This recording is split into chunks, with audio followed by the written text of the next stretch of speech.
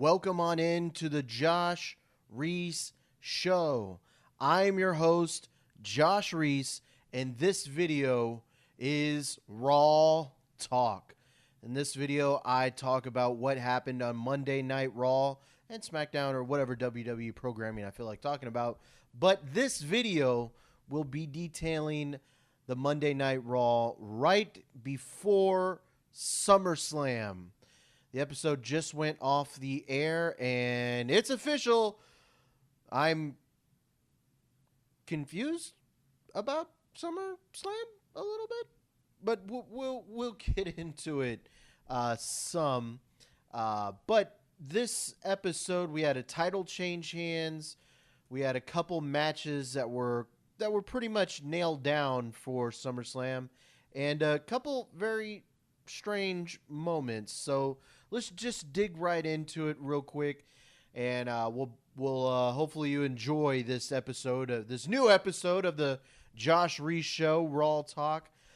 So Monday Night Raw starts off with Dean Ambrose coming to the ring. He's kind of mad Seth Rollins didn't give him a fist bump. Stop playing mind games, Seth. So Seth comes to the ring, and they still have problems giving each other fist bumps, and it's really awkward, really strange.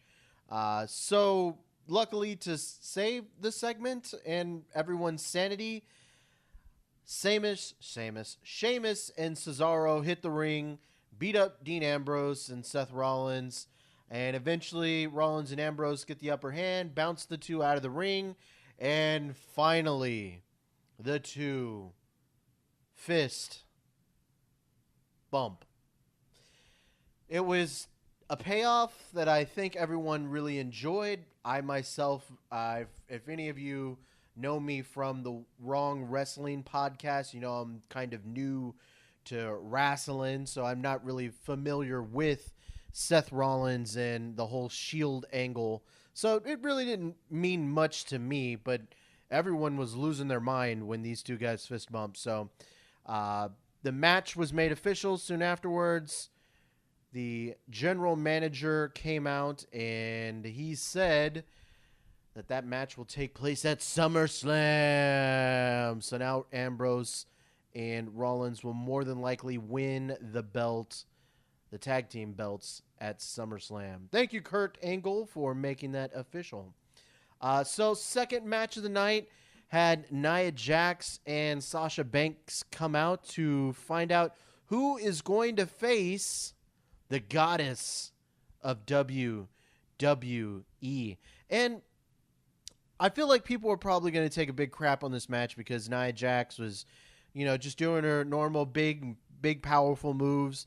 But I really did enjoy this match. I thought it was certainly the best match of the night. There were not too many other matches on the card, actually.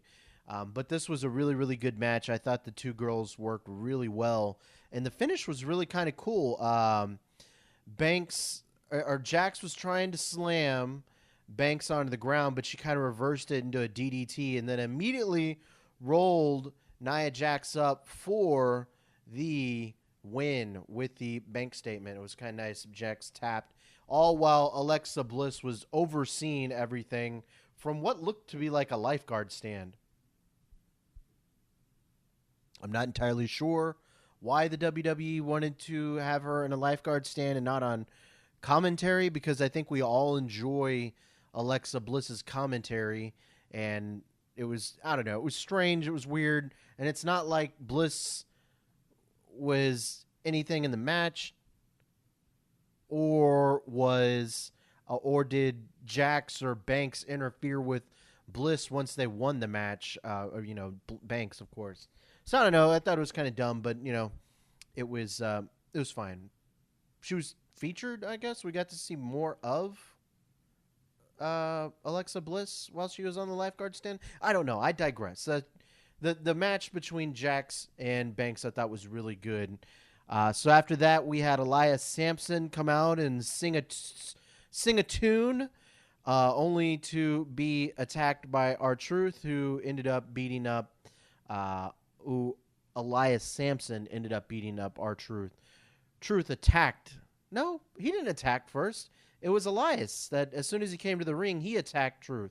So, yeah. So I don't think this will be a pre-show match at SummerSlam, but I guess I wouldn't doubt it. I don't know. This is probably a feud for after SummerSlam.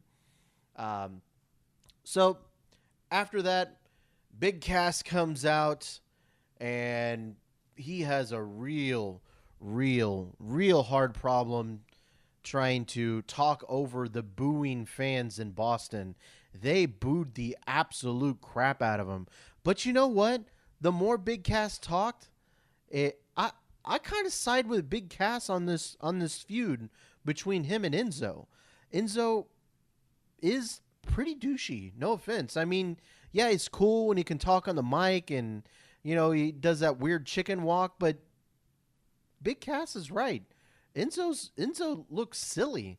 And the big spot in this match was after the Big Show came out, he came to try to attack Big Cass, but Luke Gallows and Carl Anderson come out of nowhere, and they all end up destroying the Big Show. I didn't really understand it. They tied him up and had his hand smashed in the shark cage. I really don't get how Luke Gallows and Carl Anderson were involved.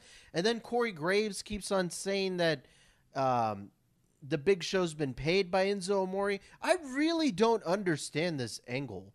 I feel like it would have been a little bit better had Enzo and Big Show just teamed up instead of having this weird, like, they don't come out together. And I don't know. It seems really strange, and it's kind of dumb, to be honest. And I really don't know what they're trying to get here. I know they're trying to have the two big Goliaths, you know, matching off in the ring. But, hey, why aren't Luke Gallows and Carl Anderson also going to meet a Shark Cage too?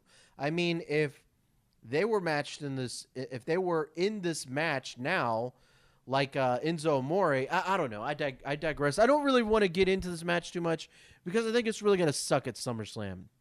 I just think it's a really stupid angle, and I really don't understand why they keep on trying to shove different versions of Big Cass versus Enzo Amore. It should be done by now. Big Cass keeps on beating the bejesus out of Enzo Amore. Why do we need to keep on seeing this match? I'm not entirely sure. I don't know if we'll ever get an answer to that. So after that, we had Neville taking on Akira Tozawa. And after a really, oddly enough, boring match between cruiserweights, which are supposed to be some of the more entertaining matches on the card because they do a lot of flippy stuff and they're high energy and high paced. This is supposed to be really fun and entertaining, but I found the match to be pretty boring and not very exciting. And oddly enough, Akira Tozawa won. What?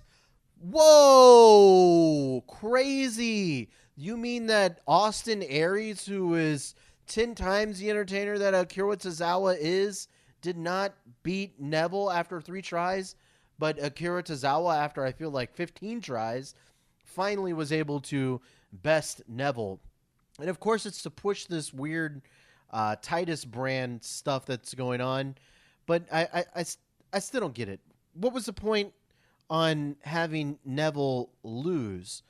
Because now I'm sure this is going to be a match at SummerSlam, but it's hard for me to believe that they're going to make Tozawa lose immediately after he won the belt. So now what are you going to do with Neville if he loses twice? I'm really not sure.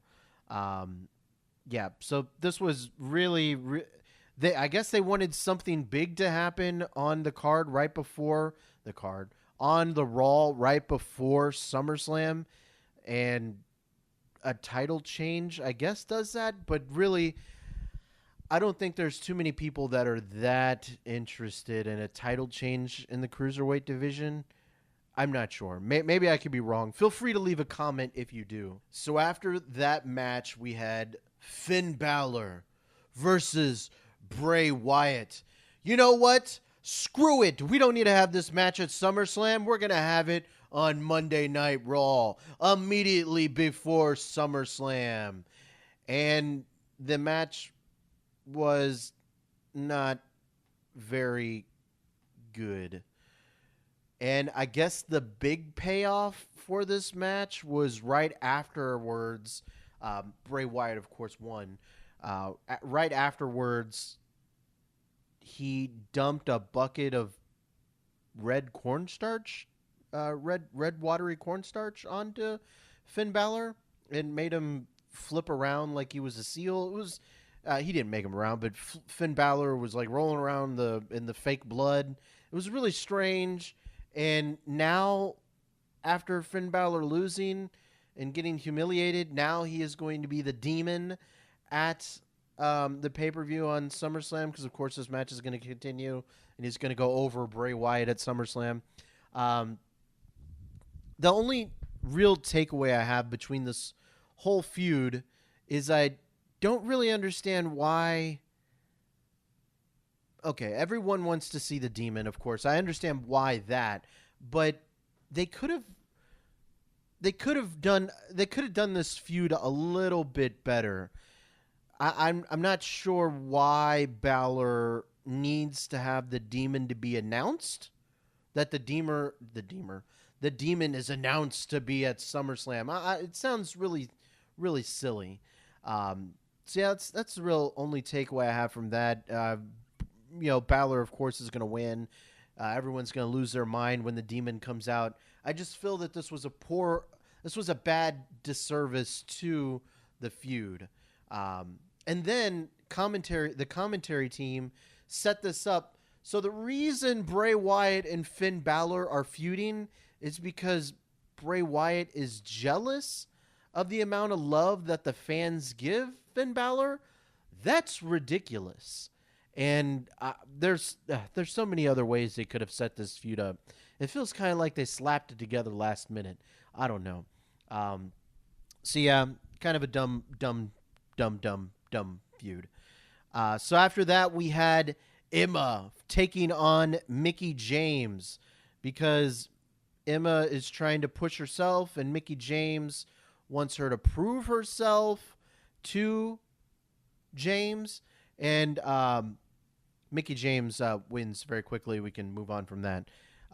Side note, Mickie James, much hotter than Emma. Much hotter. Yeah. So the co-main event on the Raw right before SummerSlam was Jason Jordan confronting The Miz. And he had his match with The Miz, but it was a disqualification because the Miztourage interfered, and then for some reason the Hardy Boys came out to defend Jason Jordan. I'm not entirely sure why, but they did. And Jason Jordan and the Hardy Boys ended up defeating the Miz and the Miztourage. So, yeah, there's that. And I don't think this match has been announced yet, because I was just looking at the wiki for SummerSlam. 12 matches on the card, and yet the Miz is not on the match, but on the card. But I imagine he will be, and I'm not sure, because during Raw they made a point to mention that the Hardy Boys won't be facing the Revival, which they've been kind of trying to set that up, but of course the Revival got injured.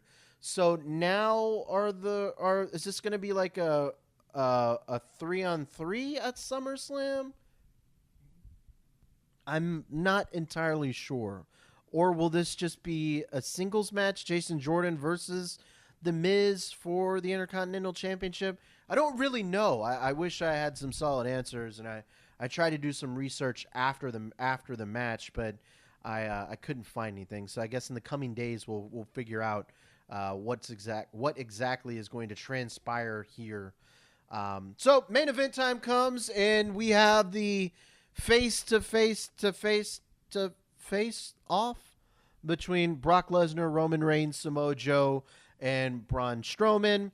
Paul Heyman comes out and hypes up Braun Strowman, hypes up Brock Lesnar. like a boss because Paul Heyman is amazing. And he leaves the nuggets, not really a nugget because I'm sure it was written this way. That let me get the exact quote because I did tweet it out.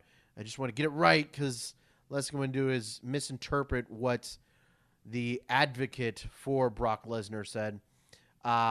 He said, "Lock this beast in a cage." If Brock Lesnar loses, I should say, if Brock Lesnar loses, you should lock this beast in a cage.